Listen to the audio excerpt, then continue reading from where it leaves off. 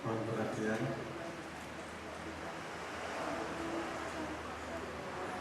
Assalamualaikum warahmatullahi wabarakatuh.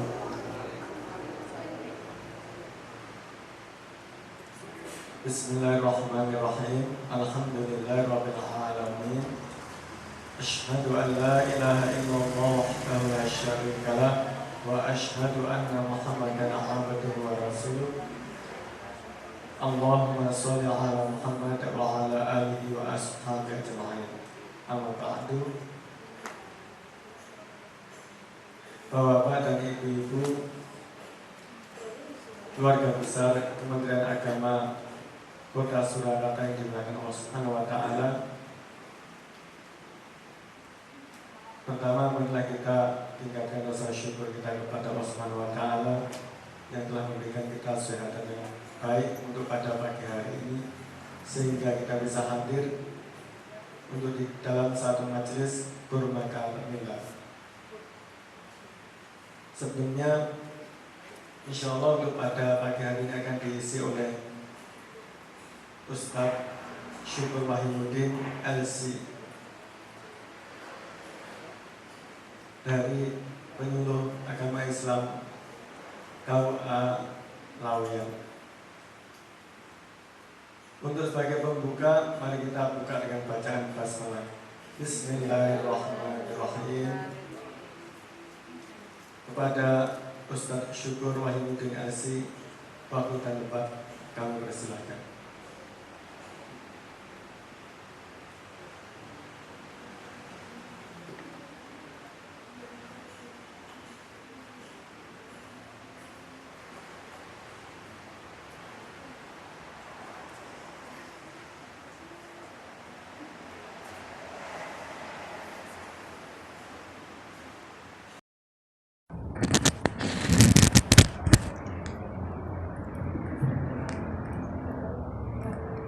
Bismillahirrahmanirrahim. Assalamualaikum warahmatullahi wabarakatuh. Alhamdulillahi wa kafa. Wa sallallahu ala nabiyyihil mustafa wa ala alihi wa ashabihi ahla sidqi wal wafa. Usikum fa ya ibadallah wa iyaya nafsi bitaqwallah faqad fazal mu'minuna al-muttaqun. Amma ba'du. Yaqulullahu tabaraka wa ta'ala fi kitabihil karim. A'udzu billahi minasyaitonir rajim. Ya ayyuhalladzina amanu taqullaha haqqa tuqatih wa la tamutunna illa wa antum muslimun. Wa qala Rasulullah sallallahu alaihi wasallam, ittaqillaha haitsu ma kunta wa atbi'is sayyi'atal hasanata tamhuha wa khaliqin nasa bi khuluqin hasan. Shadaqallahu azim wa shadaqa rasuluhul karim. Ma'asyiral muslimin wal muslimat rahimakumullah. Bapak-bapak, ibu-ibu, keluarga besar Kemenak Kota Surakarta yang dimuliakan Allah.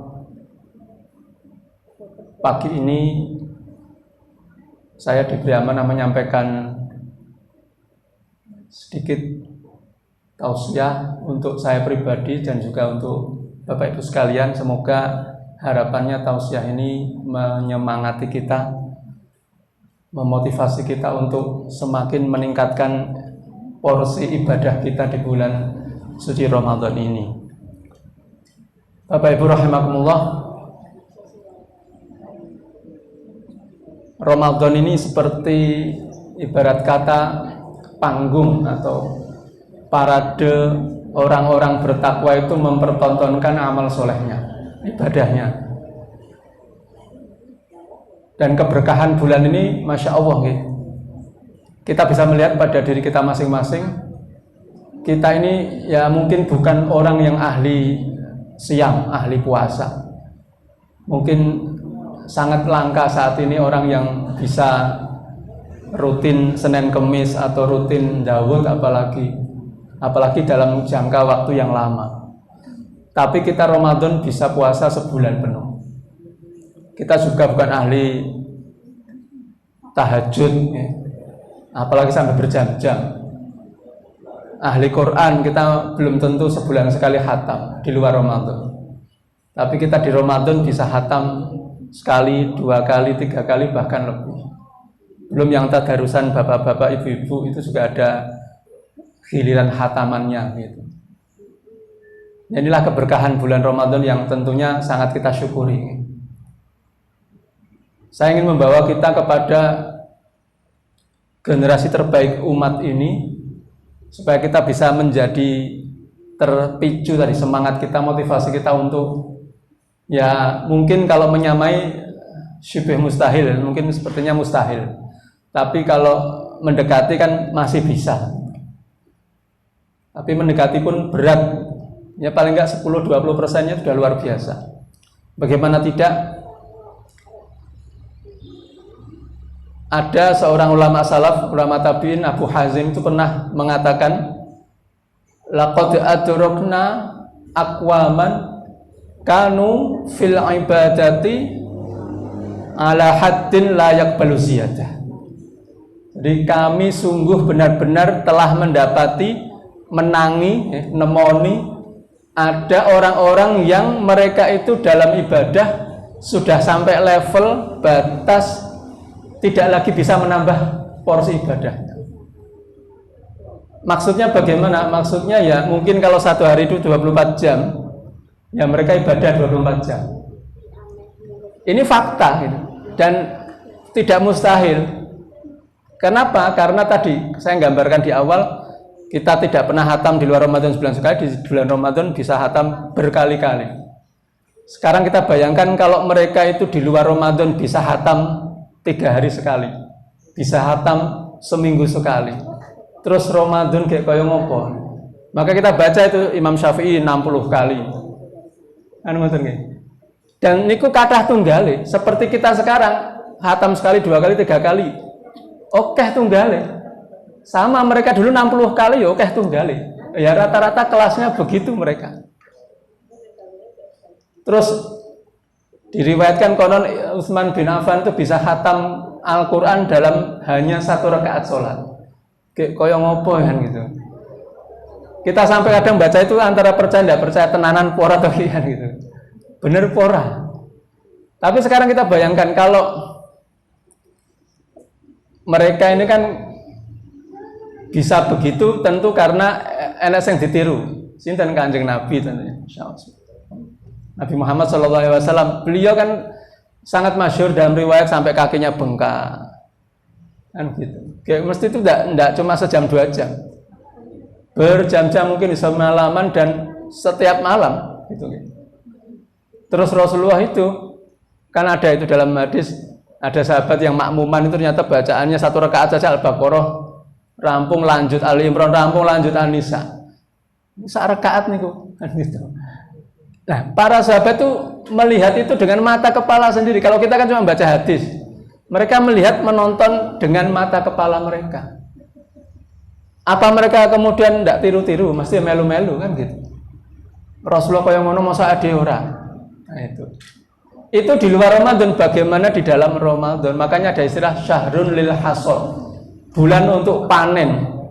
Ya mereka ibadah toh. Makanya tadi kalau sudah sampai taraf tidak lagi mampu menambah ibadahnya itu karena memang sudah pol.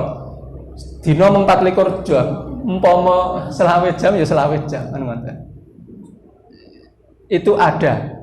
Dan tentu tadi ini menjadi role model kita untuk kita tiru kan. Meskipun tadi kita mendekati saja susah, apalagi menyamai. Bapak Ibu rahimakumullah, itu di sisi misalnya puasa, ngaji, sholat malam. Saya teringat Abdullah bin Umar radhiyallahu anhu, ini kan bisa dibilang sahabat yang sangat mirip Kanjeng Nabi karena apapun yang dilakukan Nabi gerak-gerik beliau diikuti. Sekarang kita coba, beliau pernah mengatakan begini, masyabi'tu mundu aslamtu.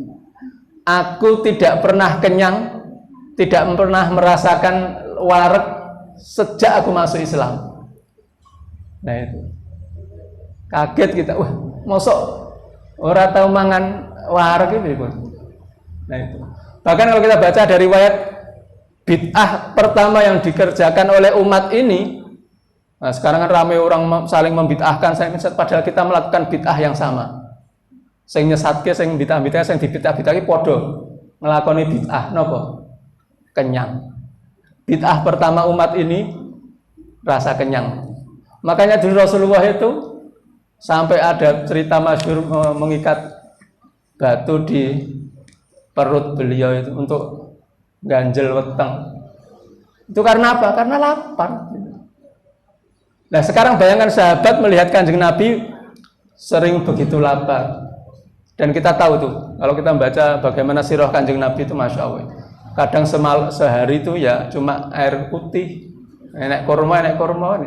Bahkan hadis yang kita sering tentang hadis puasa sunnah nih gue. Aisyah, enek apa nang omah, mboten enten apa-napa.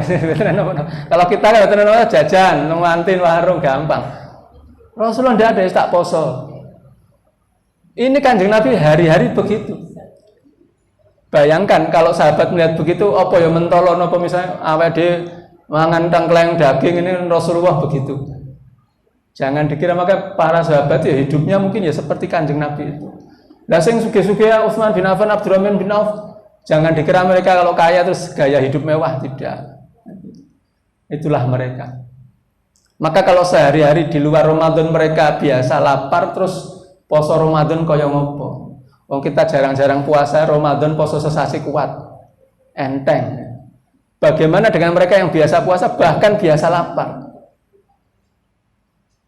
Ya mungkin umpami mboten enten syariat sunnah buka, syariat sunnah sahur niku sok-sok mereka mboten sahur, mboten buka. Ibadah terus wae. Makanya ada yang cuma makan sehari semalam buka satu teguk air, satu suap makanan, satu butir kurma. Sahur nggih cuma itu. Apa ora lemes, apa ora luwe, apa ora ngelak. Lah mereka di luar Ramadan biasa lapar. Nah, ini gambaran yang mungkin masuk di nalar kita.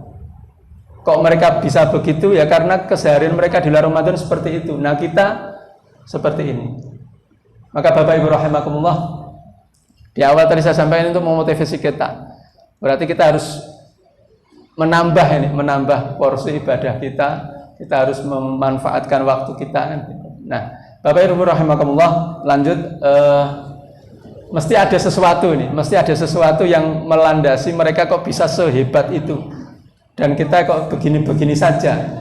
Padahal kalau dalam istilah fikih itu hum rijal wa nahnu rijal, mereka laki-laki kita laki-laki, mosok ora podo. Nah, itu maksudnya bukan berarti loh yang perempuan enggak, maksudnya mereka manusia, kita manusia juga.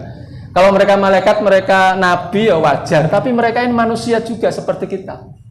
Tapi mereka bisa begitu, nah kita kok enggak. Nah itu tentu ada rahasianya. Maka saya sampaikan di sini salah satu sabda Kanjeng Nabi Muhammad SAW. Beliau pernah bersabda begini, solahu awwalu hadhil ummah bizuhdi wal yaqin.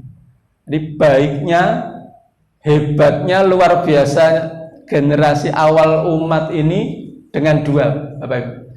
Pertama zuhud. Nah ini zuhud ini istilah yang sudah familiar di telinga kita.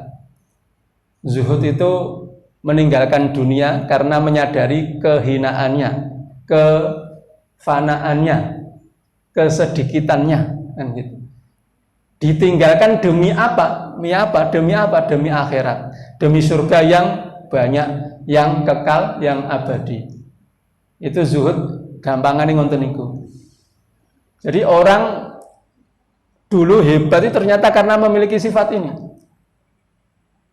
Dan itu tercermin di Ramadan ini, bagaimana mereka dengan ritual-ritual ibadah yang sepertinya semuanya mengarah ke situ.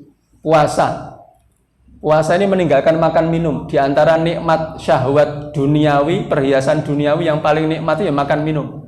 Mereka tinggalkan demi apa? Surga.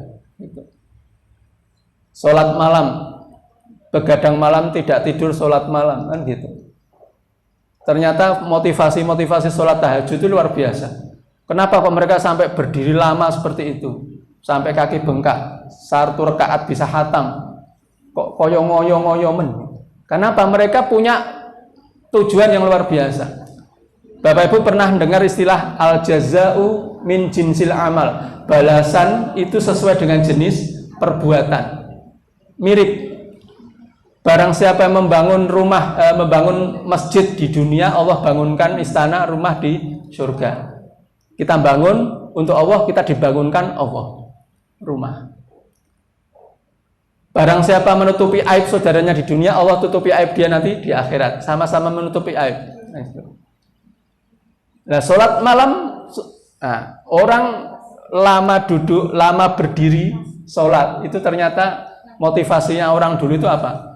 Karena mereka kelingan somben awal dia akan bertemu dengan Allah berdiri di padang mahsyar.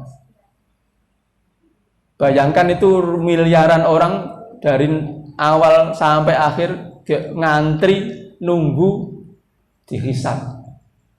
Nunggu pinten tahun nih. Kita berdiri nanti di sana antri. Koyo ngopo kesele ya gitu. Maka dalam riwayat sampai teringatnya sampai mana-mana ini. Makanya mereka teringat itu, maka mereka berdiri lama, enggak apa-apa berdiri lama cuma 1, 2, 3, 4, 5 jam. Yang penting sampai awake pas di padang mahsyar berdiri lama enggak kesel. Jadi enggak apa-apa kesel diri. Bayangkan kalau kita mikir sholat begitu, insya Allah kalau ada imamnya sholat rodok suwe enggak gerundel kita. Tapi sekarang kan kita wah imamnya suwe banget, nah, gitu kita mikirnya jangka pendek. Coba kalau kita dawa sithik rapopo somben ben enteng kan gitu. Bangun malam di keheningan malam, di kesunyian malam, kegelapan malam itu ternyata motivasi utamanya diantaranya rapopo tangi wengi-wengi peteng dedet sholat supaya apa? Nak somben awake mati nang alam kubur peteng dedet ora keweden ora susah. Itulah motivasi-motivasi para orang-orang ya, yang bertakwa itu dalam beribadah seperti itu. Maka tadi zuhud, mereka berani meninggalkan nikmatnya dunia. Dunia itu nikmatnya ya kalau kita ngelak, ngombe, luwe mangan, kesel ngantuk, turu kan gitu. Itu di Ramadan kita tinggalkan, latihan kan kita. Dan seperti itulah hidup.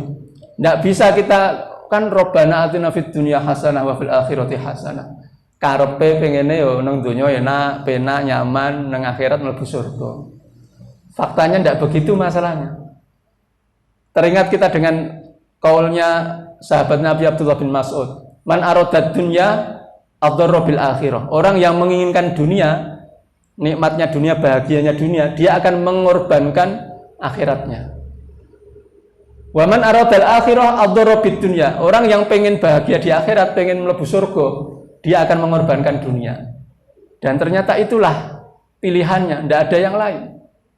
Makanya kita pengen surga ya siang puasa gitu.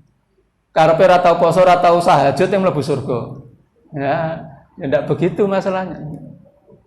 Dan sebaliknya orang kalau mengejar nikmat dunia, dia akan mengorbankan akhiratnya sama. Maka banyak orang yang demi rupiah, demi ini sampai lali sholat, lali ibadah gitu. Nah inilah makanya pertama tadi zuhud. Jadi berani menukar dengan sadar, dengan ridho, dengan ikhlas menukar nikmat dunia demi nikmat akhirat, itulah zuhud. Dan ini kita diajari betul di Ramadan seperti itulah. Maka tadi Ramadan ini parade orang bertakwa itu memperlihatkan amalan kesehariannya seperti itu. Maka tidak heran dari dulu sampai nanti kiamat orang bertakwa ya begitu kebiasaannya. Awan seneng poso, bengi seneng melek wengi tahajud, dino-dino ngaji, dino-dino wah-weh sedekah. Begitulah orang-orang yang bertakwa. Yang kedua, wal yakin, dengan zuhud dan yakin. Nah, yakin tadi kita sudah singgung sedikit. Yakin itu yakin apa? Yakin kita nanti akan ketemu Allah. Orang kalau yakin akan ketemu pasti akan mempersiapkan bekal. Kita mau tes, mau ujian, mempersiapkan betul untuk hari H, kan begitu. Apalagi ini mau ketemu Allah, mempertanggungjawabkan semua amalan kehidupan kita di dunia ini. Maka akan penuh persiapan. Yakin dengan nikmatnya surga. Yakin pora, kan gitu. Nah ini kita kadang bingung. Jane yo yakin, tapi yakin itu kan amalan hati. Jadi tidak cukup pengen mlebu surga, pengen kabeh, pengen, tapi buktinya apa? Makanya yakin ini kan sudah menjadi bahasa kita. Tapi sebenarnya yakin itu Kalau menurut Imam Ibnul Qayyim Al-Jauziyah, beliau mengatakan bahwa al-iman qalbul Islam wa lubbuhu. Jadi iman itu hatinya Islam dan intisarinya. Jadi kalau orang Islam itu intinya keislaman seseorang itu iman. Wal yakin qalbul iman wa lubbuhu, dan yakin itu intisarinya iman. Jadi intinya iman itu diyakin. Makanya Imam Sufyan Ats-Tsauri pernah mengatakan, lau annal yakin waqa'a fil qalbi kama yanbaghi, kalau seandainya yakin, rasa yakin itu betul-betul terhunjam dalam hati sebagaimana mestinya, baik ideal sebagaimana mestinya, la tarat al-qulub istiyaqan ila jannah wa khaufan minan nar. Niscaya hati itu akan terbang menuju surga dan menghindari neraka. Dan itu yang kita saksikan dengan gambaran sahabat-sahabat tadi yang sampai ora iso nambah. Jadi koyo-koyo pengen ndang mlebu surga. Surga di depan mata. Nah, kita kan kadang nggak begitu, Mas. Makanya kalau orang yakin betul ya itu, dia akan, orang kalau demi surga ya apapun dikorbankan kan gitu. Kan kita tahu gambarannya celupan air kita, jari celingking kita di laut, kita angkat, yaitu yang nikmat dunia. Orang jelas akan memilih yang laut daripada yang setetes. Demi laut itu mbok sing setetes diculke enteng, ngeculke mung sak tetes, wong kita mengejar sak laut. Cuma masalahnya itu teori, prakteknya kadang yang terjadi terbalik. Kita oyak-oyakan rebutan yang setetes. Surga yang sak lautan malah ditinggal. Itu kenyataan, orang terkecoh. Maka di Ramadan ini kita diajari untuk mendudukkan tujuan utama kita. Ya inilah mestinya kita yang rebutan oyak-oyakan ngejar sing sak laut. Ojo melu-melu sing rebutan sing sak tetes itu. Nah, itulah Ramadan mengajari kita untuk itu. Makanya itulah orang-orang pilihan generasi terbaik itu mengajari kita. Jadi mereka bisa sehebat itu ibadahnya, kok iso kan gitu. Karena mereka punya dua itu. Mereka punya zuhud, mereka punya yakin. Dan sebaliknya, wa yahliku akhiruha bil bukhli wal amal. Dan celaka binasa hancurnya generasi akhir umat ini juga dengan dua hal. Dan itu kebalikan dua hal yang pertama tadi. Yang pertama bil bukhl, bakhil, kikir medit. Ini kebalikannya zuhud. Zuhud itu kan dunia yang ada padanya ditukar dengan akhirat. Nah, kalau bakhil berarti dunia yang ada padanya digenggam, digondeli, dicekel, tidak mau dikeluarkan. Nah, itulah bakhil. Makanya bakhil tidak cuma harta, tapi ingat, semua syahwat, semua nikmat dunia yang kita genggam, tidak mau kita korbankan, itu aslinya bakhil kita. Kita malam tidak mau bangun, itu kita menikmati tadi, menggenggam dunia berupa enaknya istirahat, enaknya tidur, makan, minum, kan gitu, sama gitu. Jadi celaka hancurnya binasanya umat akhir zaman ini karena itu, lebih memilih dunia. Makanya ada istilah dunia itu cukup di tangan, cukup di saku, tapi jangan di hati. Kalau sudah masuk hati sulit. Maka ada istilah kalau air itu, kapal itu di tengah lautan masih aman, tapi kalau air laut masuk ke kapal baru hancurlah kapal itu. Kehidupan kita juga begitu. Kita dikelilingi dunia. Makanya selama itu tidak masuk ke diri kita aman. Tapi kalau dunia sudah di hati kita, hancurlah kita seperti kapal. Makanya orang cerdas tentu memilih yang akhirat, memilih yang surga itu. Apalagi kita tahu surga cuma sementara, istilahnya dunia itu sebentar saja, akhirat sebentar lagi. Nah, itu makanya ini yang harus kita betul-betul renungkan. Semoga Ramadan ini memberikan kita pelajaran yang berharga supaya kita ya mengikuti jejak orang-orang terbaik generasi umat ini. Semoga ya kita mungkin dalam tahap latihan, dan harapan kita tadi mengikuti mereka. Semoga apa yang saya sampaikan ini memotivasi saya pribadi dan juga Bapak Ibu sekalian. Intinya ya banyak PR, banyak tantangan yang harus kita upayakan. Ya, semoga-moga dengan puasa Ramadan ini sebagaimana tujuan yang ingin diharapkan, la'allakum tattaqun, supaya kita menjadi orang-orang yang bertakwa. Karena orang-orang bertakwa itu amaliyah sehari-harinya ya seperti ini. Siang puasa, malam sholat tahajud, diiringi dengan baca Al-Quran sepanjang hari, kemudian ada rezeki saling berbagi. Seperti itulah kebiasaan orang bertakwa. Makanya kalau ini bisa menjadi ada istilah witing tresno jalaran soko kulino. Kalau kita kemudian kulino kemudian menjadi pakulinan, nah setelah Ramadan lanjut terus, nah insya Allah kalau sampai akhir hayat kita seperti ini, ya insya Allah kita bagian dari orang-orang yang bertakwa. Setidaknya kita ingat Kanjeng Nabi pernah bersabda, almar'u ma'a man ahabba, orang akan bersama orang yang dia cintai. Jadi kita pengen seperti Nabi, pengen seperti sahabat-sahabat Nabi tadi, meskipun kita tidak bisa seperti mereka, ya moga-moga sampeyan dikumpulkan bersama mereka di dalam surga. Amin. Demikian mungkin yang bisa saya sampaikan, Bapak Ibu rahimakumullah. Semoga yang sedikit ini bisa memberi manfaat untuk saya pribadi tentunya dan untuk jenengan semuanya, dan kurang salahnya mohon dimaafkan. Aku qouli hadza wa astaghfirullah li wa lakum wa akhiru da'wana alhamdulillahirabbil alamin. Rabbana taqabbal minna innaka antas samiul alim wa tub alaina innaka antat tawwabur rahim. Akhirul kalam billahi taufiq wal hidayah war ridha wal inayah. Wassalamualaikum warahmatullahi wabarakatuh.